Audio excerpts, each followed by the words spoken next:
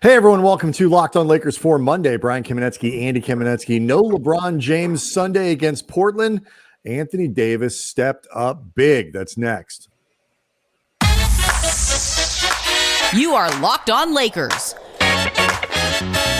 your daily Los Angeles Lakers podcast. Part of the Locked On Podcast Network, your team every day.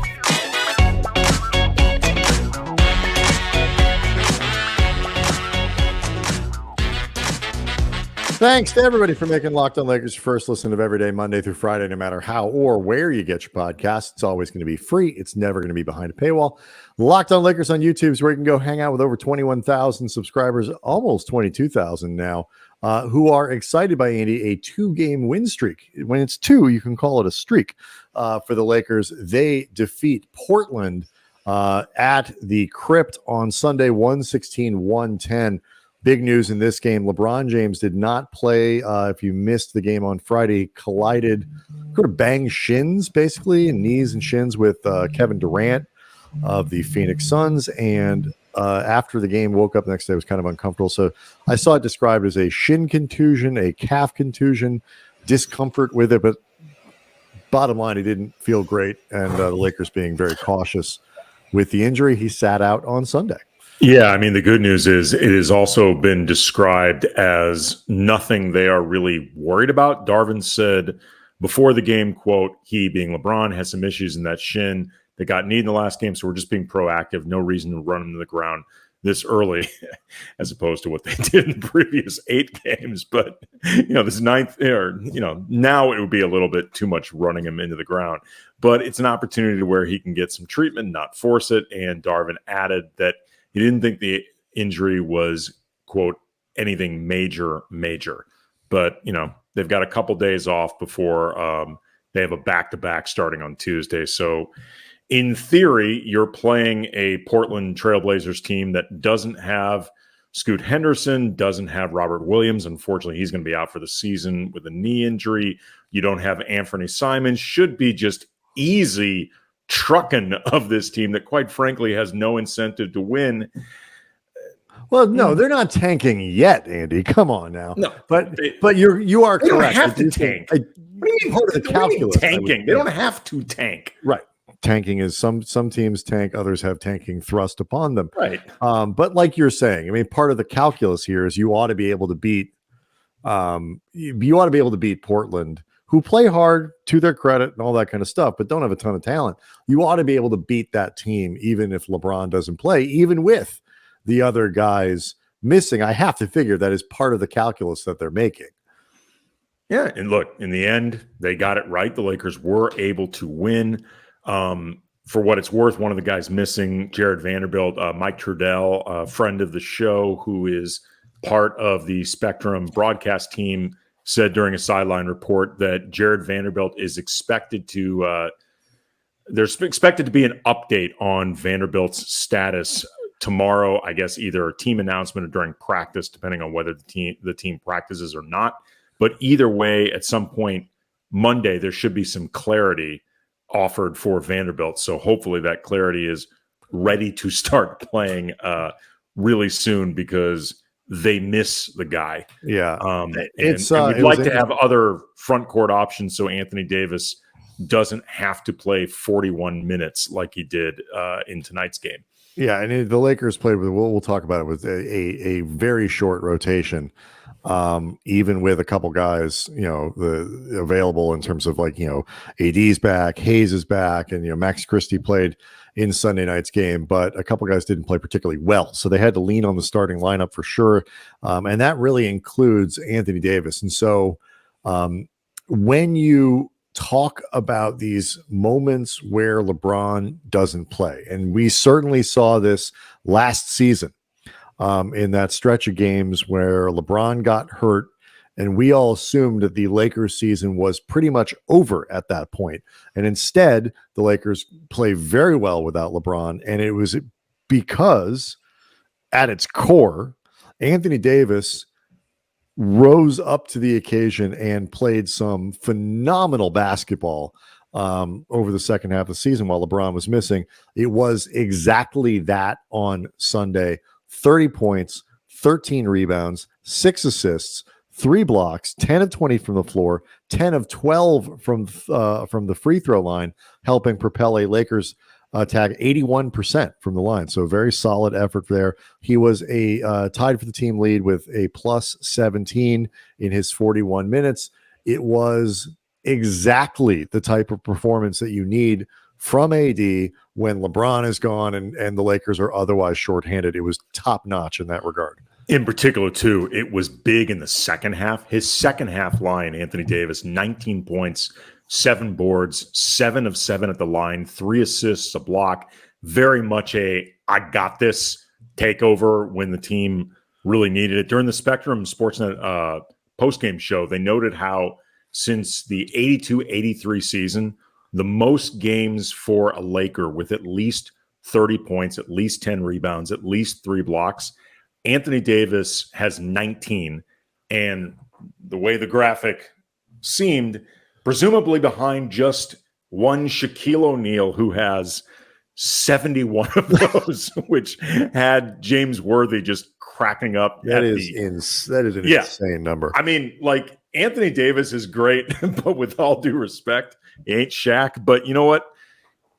Still pretty damn awesome. It's less about like AD and more a reminder of just how freakishly dominant Shaquille O'Neal was at his peak. But it was, what I found significant about this performance from AD, beyond the fact that obviously the Lakers badly needed it, was that it was the type of performance where the Lakers kind of played through Davis, and his dominance forced Portland to try to defend in a certain way. They were throwing double teams, they were throwing triple teams sometimes, and the Lakers, to their credit, moved quite literally into those voids that were created when the extra attention, whether it was Rui Hachimura cutting down the lane, whether it was guys taking advantage of the extra attention Davis was getting to crash the glass. Rui had a good putback late in the game that was quite decisive.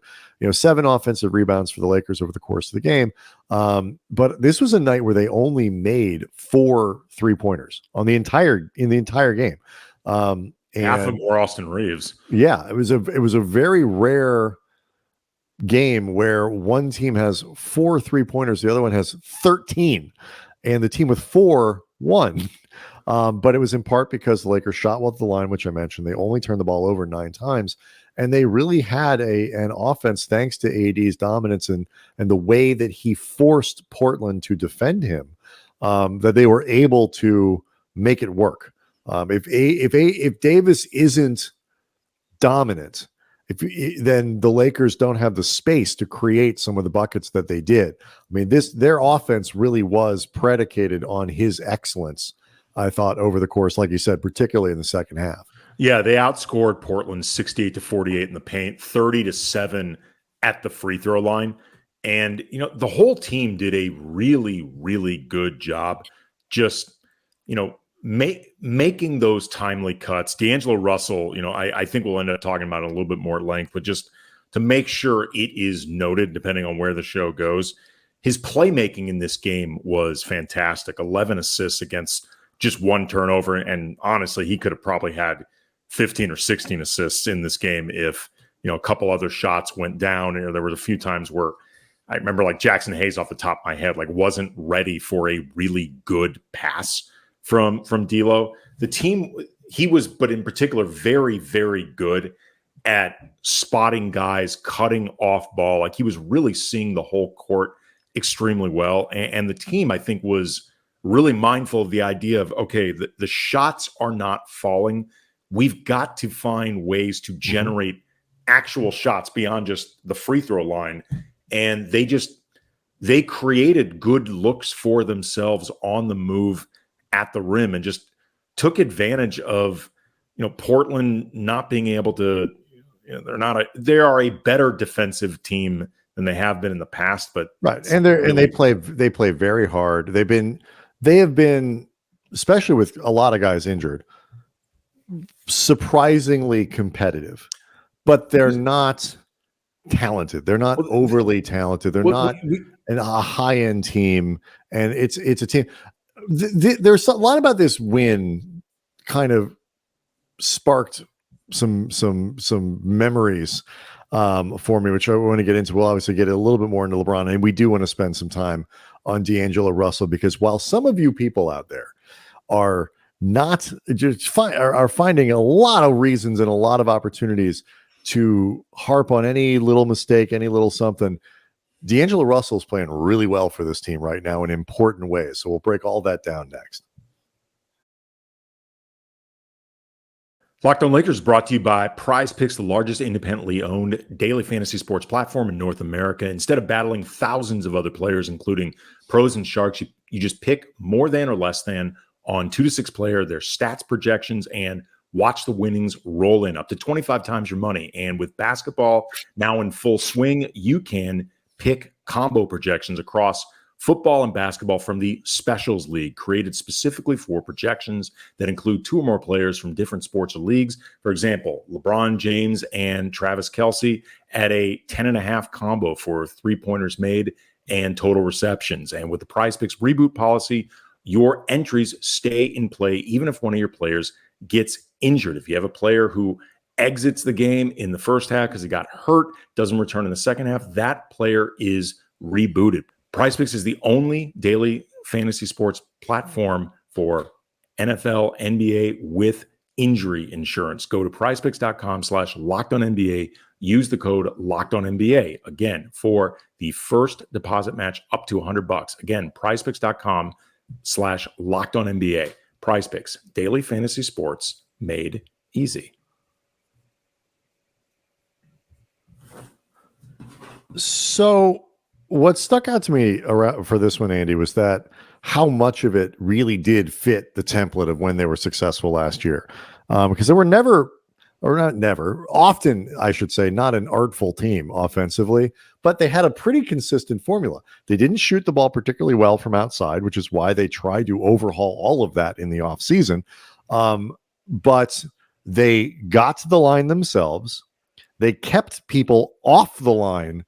They kept opponents off the line, and when they were good, they kept their turnovers down. And so, again, it was like, you can be a bad 3-point shooting team if you get to the line and you don't turn the ball over. And that was the formula that they used on Sunday, along with a dominant Davis. And it was kind of nice to see them fit into something that was kind of comfortable at the very least. And, it would have been nice to see them push away from, the Blazers, even as shorthanded as the Lakers were. And it seemed like they were going to do it in going into the fourth quarter. They got up, I think it was around 10, and then Portland cut it to 1. And it was like, oh, geez, we got a ball game here. But it reminded me a lot of how they won games last year. Yeah, they were never really able to just put this game away for good. You mentioned they had a few double-digit leads over the course of this game. After they finished the first half down 1, and I'm not going to lie, there was a part of me going like, you can't possibly drop this game, guys. Like, I'm not going to pretend that I wasn't worried at all, because this Blazers team has no business hanging around with the Lakers on the road. I know LeBron's not there. Anthony Davis is far better than anybody the Blazers are putting on the court. And frankly, the top end of the Lakers is way better than the top end of the Blazers. Portland always seemed to be making these runs off Laker misses, and that often seemed to be setting up threes. They had 24 fast break points. They were also uncharacteristically good from behind the arc, like the Lakers, one of the worst outside shooting teams in the league. Like Matisse Thybulle had 4 threes, I believe, all in the first half. A few the Lakers really didn't bother to contest at all. Right, because it's Matisse Thybulle.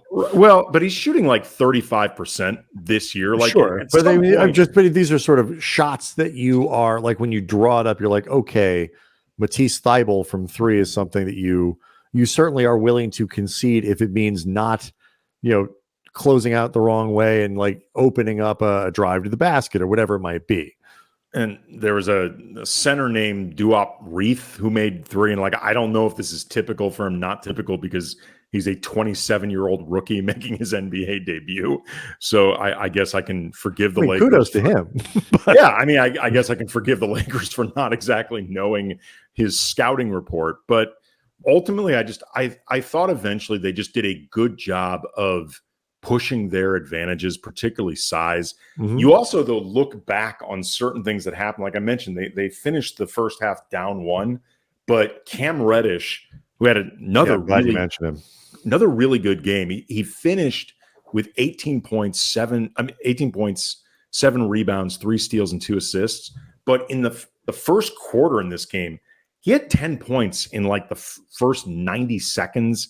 A few different drives. One of them, he took a Portland miss off a 3, basically coast to coast all the way in, and 1 layup. The free throw was good. And like you notice in the moment, Cam Reddish is off to a great start. This is fantastic. Hopefully the last couple of games we've seen is something that the Lakers can build on, Reddish can build on. Darvin Ham, by the way, loves Cam Reddish. But also, too, considering the Lakers only won this game by 6, like those quick 10 points in the moment just seem awesome. But you look back on it, you're like, wow, that was really critical. Those are really needed.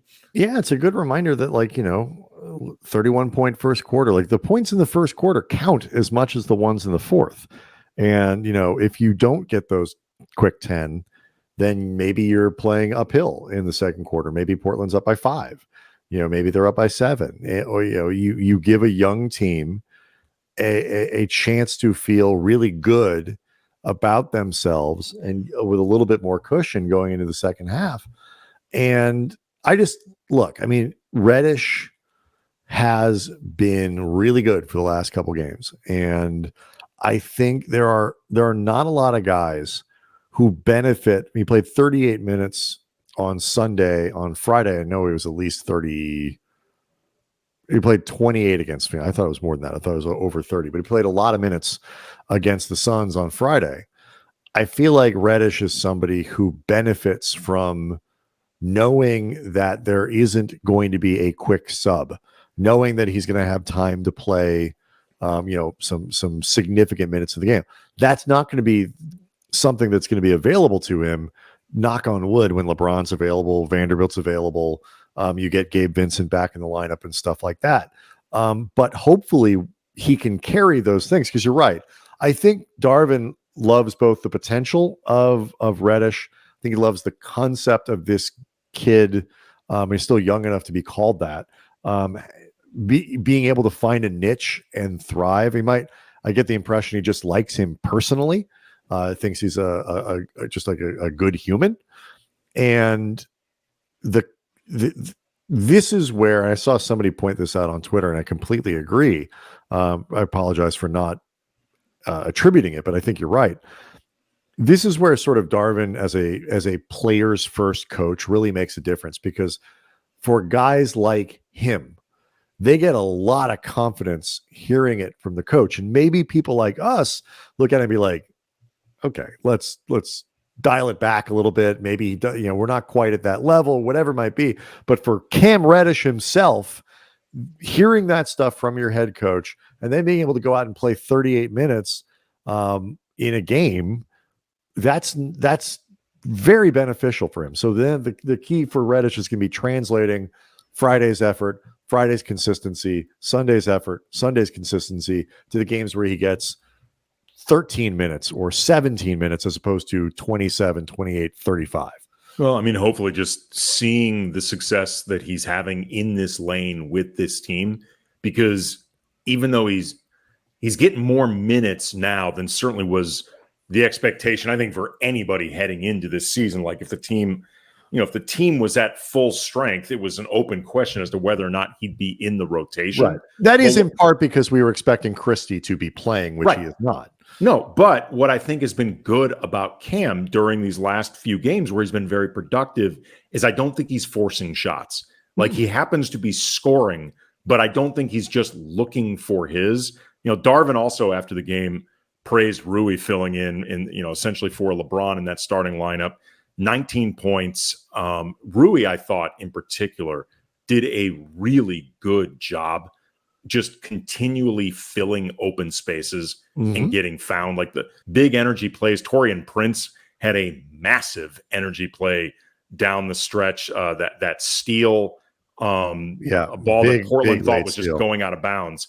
He took the initiative, raced past half court, grabbed the ball, took it in, and the starters and Reaves all had a lot of just really big moments in this game. And I think they played with a really good determination that I offset some of the lack of execution or lack of results. So I do want to let people know that today's episode is brought to you by PrizePicks. Go to prizepicks.com/lockedonnba. Use the code LOCKEDONNBA for a first deposit match up to $100. You mentioned the starters, Andy. We were going to talk about D'Angelo Russell. Let's get to that. But there were a couple red flags in the available rotation that could be a little worrisome going forward. So we'll tell you about all of that stuff next.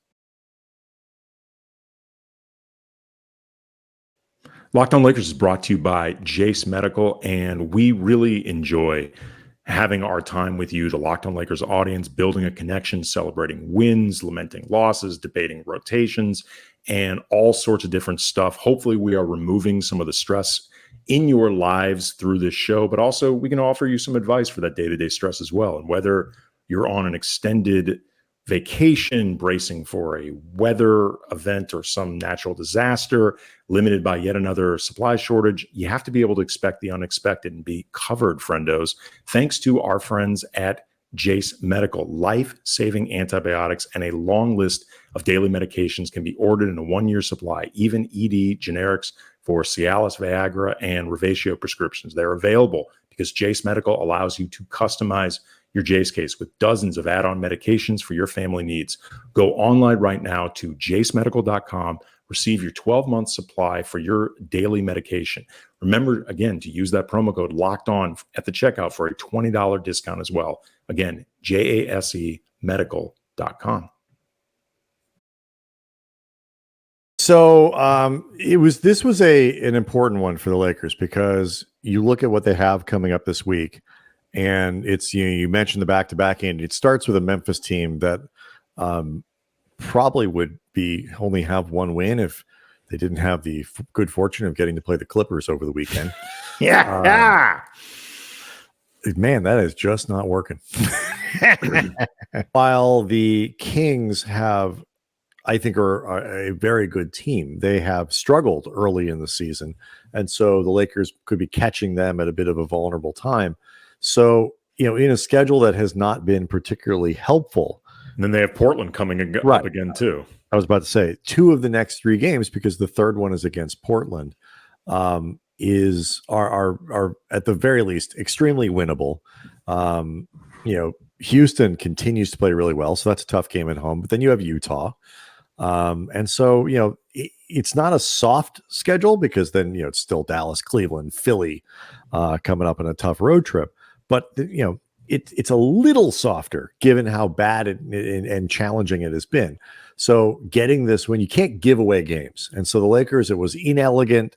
There was a lot that you would look at and say, not great because, Christian Wood, Jackson Hayes, not terribly playable on Sunday. And so you're really leaning into your starters and Austin Reaves off the bench, but they got the win. And so win the game, move on. You're back above, you're back at 500 with a chance to go over it over the next few games. All in all, I'm a little past style points. I don't know about you, but I just feel like they're not in a place right now where you can get the style points. Don't get put behind the big boulder with a terrible record. And at 3-5 with that Phoenix game looking like a potential loss, I'm very happy with 5-5. Yeah, obviously you want them playing better than they have over these opening 10 games. And if you asked me on balance, how do I think they look? Even with the caveat of they've had guys in and out of the lineup, Jared Vanderbilt has yet to play at all, and I think he matters a lot. Gabe Vincent has for all intents and purposes, missed like 3/4 of the season. You know, all those different caveats. I think they've looked somewhere between okay and underwhelming. Mm-hmm. But at 5-5, you can deal with that. Yes. Like, obviously, if we are having this conversation 40 games into the season, it's a problem. At 5-5, it's just not inspiring. Like, they have not been an inspiring bunch. They are not giving you any confidence you have in them right now, other than just you look at the big picture, you look at the roster at full strength and what they can be on paper.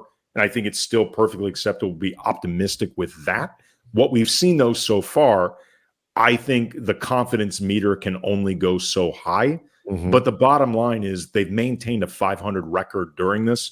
There's nothing to panic over at the moment. They haven't hurt themselves. No. And it's, if you had laid out the first 10 games and said they're going to be 6-4, we'd be like, all right, given that schedule, 6-4, that's not bad at all. You hope for 7-3, maybe you hope for something a little bit better, but tell me they were going to be 6-4 before the beginning of the season and said that is a perfectly acceptable record. Excuse me, given the difficulty of their schedule. They're not that, they're 5-5. But if you also told me that, LeBron missed game and, Anthony Davis would be out and we still wouldn't have seen Jared Vanderbilt and you mentioned Vincent, Rui Hachimura was in the concussion protocol for 3 or 4 games. It's like, it hasn't been easy. And Austin Reaves opened the season forgetting how to play basketball. I mean, awful. And he does seem to have figured it out. So like, I'm less worried about him as on the whole. Maybe I think on Monday for Tuesday's show, we can talk a little bit more about how he's being deployed, which, we were having a conversation about his comfort level. I think is relevant, but broadly speaking, Reaves is playing more like Reaves again. Yeah, absolutely. And that's a big deal. The other guy though, who is really, helping push them through, because one of the only guys been able to be on the floor for all of these games, but the playmaking, particularly from D'Angelo Russell, has been excellent. It was excellent in the Phoenix game. It was excellent Sunday night against Portland. 11 assists, 1 turnover, and a lot of people don't really sort of think of D'Lo as a point guard. He's there to score and he's an outside shooter and all that kind of stuff. His playmaking has been absolutely invaluable for an offense that gets stuck in the mud a lot. Yeah, he's basically averaging right now a 7-2 assist to turnover ratio, which will more than get it done. He also, too, has just been, I mentioned it earlier in the show, he's been seeing the court extremely well. He's become, I think, very good at just finding guys in these open creases. He's very clearly putting a premium on, I am going to establish a 2-man game with Anthony Davis. I am going to put AD in positions to succeed. But also, too, there was a great moment in the second half where I think it might have even been in the fourth quarter where D'Lo started a possession very clearly looking to run 2-man game with AD, which he'd been doing a lot of success in this one. And AD was trying to get position off like the initial screen that he set, and the angle for the pass wasn't there. And D'Lo didn't try to force it in there. He was really patient, waited for AD to get really good position. Then he swung the ball into the corner to Cam Reddish, who, credit to Reddish, saw what was happening and redirected the ball to AD, set up a really easy basket for AD. And just D'Lo's overall quarterbacking of the team, it's been really essential, like on a night tonight where LeBron wasn't available, but also too, and I think this is something we'll talk about more at length with Reaves in general, Reaves' scoring, I think, is starting to look much more like Austin Reaves, but I still think he's not quite comfortable with the playmaking part of his duties so far, even looking more and more like himself. So, beyond LeBron, you want somebody else to be doing this. Reaves doesn't quite look settled, and you haven't had Gabe Vincent essentially at all. It's become extremely important that D'Angelo's running the offense the way that he has. You can still see Darvin Darvin doesn't trust him enough defensively, I think, to always have him close out games like in this Didn't one. close out Phoenix, didn't close out on Sunday. Right. I get it from Darvin. Like if he's choosing between him and Reaves, as far as for defensive purposes, who you want out there closing, he clearly trusts Reaves more. And I don't blame him. I think that's fine. Mm-hmm. But that being said, they're not getting where they're going through a lot of these games without D'Lo's play. 18 points tonight, that'll go down. Came into Sunday averaging 18, 6.5, and let's see here. Looking at it, 3 rebounds a night. And what's funny is, like, you would think, because the 3-point shooting is way down from what it was last year, way down below his career averages of 30%, and that's going to go up. I'm 1,000% confident. D'Angelo Russell has never shot 30% from 3-point range. Go back to his rookie season; it was 35%. His worst season ever was that first season in Brooklyn, and that was at 32%. He is almost clockwork, mid to high 30s, and then last year, obviously, up above 40. He is not going to shoot 30% for the rest of the year. But you would think, if you're sort of not into it, you're not paying super close attention to it, that a night where he scores 11 points and he's below 50% from the floor and he doesn't finish the fourth quarter, he's not that guy. He's 5 of 14 shooting on Sunday, and he missed all 3 of his 3-pointers. You would think that meant that D'Lo just wasn't playing well, but that would be completely wrong. For him to be able to contribute the way that he has, I think the confidence, the shot hasn't carried over from the preseason, but everything else has, in terms of his confidence, changing speeds and getting to the basket and picking and sort of using that the smarts in terms of getting himself to the right spots, getting the ball in the right spots. He's been very good. And when the shot comes around, and it will, the Lakers are going to be in even better shape, because they really can't keep doing this thing where they hit 4 3-pointers and expect to win games. The Lakers, they got to win. They are shorthanded. It is a different lineup every night. And there is something to be said for that, and the challenge that presents. But they are starting to get some better performances from a lot of the players that you were hoping to see them from, and more consistency from Rui Hachimura, more consistency from Austin Reaves, surprising performances perhaps from Cam Reddish that you hope can carry through in a more maybe a more defined role with less pressure to be a star. So we'll see. I mean, I'd love to be wrong about Reddish going forward. It certainly benefits the Lakers. There's no question. So, there's still a lot to look forward to, despite the fact the team's not playing as well, even as they'll need to, and as certainly as they're capable. A quick reminder again, today's episode is brought to you by GameTime. Download the GameTime app, create an account, and use the code LOCKEDONNBA for $20 off your first purchase. We will be back tomorrow. Get you ready for the games over the course of this week, and hopefully with some good news about LeBron James too. So see everybody tomorrow.